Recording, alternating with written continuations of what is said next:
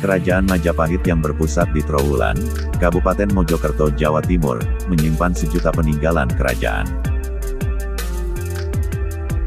Sejumlah peninggalan seperti candi dan tempat pemujaan masih banyak ditemui.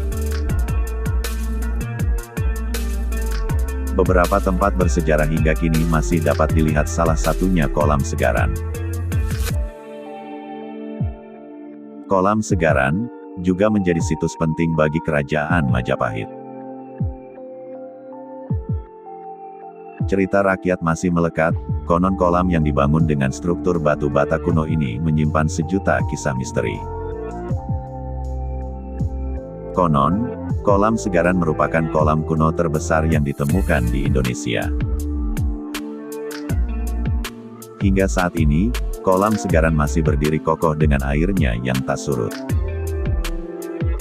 Kolam ini juga menjadi irigasi utama bagi petani setempat. Dikisahkan, Kolam Segaran menjadi tempat berwisata bagi petinggi Kerajaan Majapahit. Kolam ini juga menjadi tempat perjamuan tamu-tamu penting kerajaan. Cerita rakyat yang masih melekat, Kolam Segaran pernah menjadi tempat perjamuan tamu kerajaan dari negeri tirai bambu, Tiongkok. Kisah inilah yang kemudian menyebutkan bahwa Kolam Segaran menjadi tempat pamer kekayaan. Dikisahkan pula, pada masa pemerintahan Raja Hayam Wuruk, digelar pesta penyambutan duta dari Tiongkok yang merupakan angkatan perang Tartar. Saat itu, Raja menyambut tamu dengan hidangan mewah.